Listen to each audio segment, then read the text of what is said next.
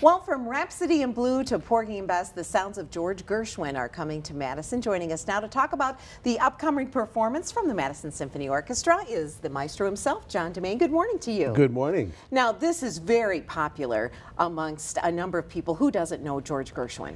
Well, I was just thinking this weekend about that. If we are doing big sales at the box office, and we're expecting, 3 sold-out houses, and I think it's going to be a fantastic concert. What it must have been like to live in that era in the late 20s, into the early 30s, that when the movies were happening, the talkies, he was writing for Broadway, writing for film. But I think we have to acknowledge that Gershwin is the first truly American composer. He gave us classical music that had an American sound, and therefore people who love music from heavy classics to light and pop and all of that all seem to love Gershwin. And you have such a connection. You're going to do a few selections from Porgy and Bess, too. Oh, we're going to do the whole second half is going to be the big Robert Russell Bennett arrangement of about 50 minutes of Porgy and Bess. And I, of course, have been conducting that piece, I think, over 400 times, the whole opera. Oh, my goodness. Since 1976. When I had the privilege of recording it for RCA and won the Grammy for the best recording of the year that year.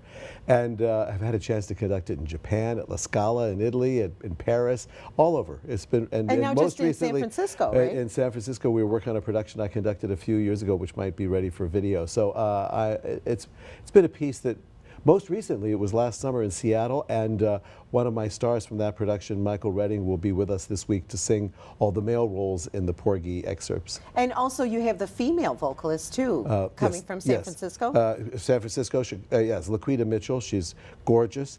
Just recently sang Violetta at La Traviata. And we have the winner of the International Cleveland Piano Competition, Martina Filiak, who's going to play the Rhapsody in Blue. And, of course, that great American in Paris. I mean, what? Those pieces, Cuban Overture, American in Paris, Rhapsody in Blue, Porgy, in that short 10 years, he gave us these pieces that have just become such a part of our lives. Do you have a favorite out of all of them? Is it hard to say? Well, I love the music from Porgy and Bess, but I just think American in Paris is a wonderful piece. And it pairs so well with Rhapsody in Blue, too. Absolutely. And the whole idea, I was reading about American in Paris and how he walked down the Champs-Élysées and he used one kind of music to be Paris. And then the guy gets homesick for America and he starts playing the blues. And America was the blues. America was jazz and the blues.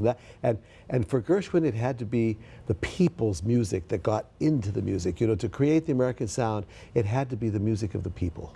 And he certainly created that. Look at the response you've had so far and how beloved it is throughout the entire country. You're going. I'm so looking forward to it. It's American in Paris and Rhapsody in Blue, 2 of my favorites, too. So I can't wait to hear those and your interpretation, of course, of all of that, and your star vocalists and other musicians. And our fabulous orchestra. And the fabulous orchestra, My God, always, that's so of course. Friday, Saturday, and Sunday of next weekend, perfect Mother's Day gift.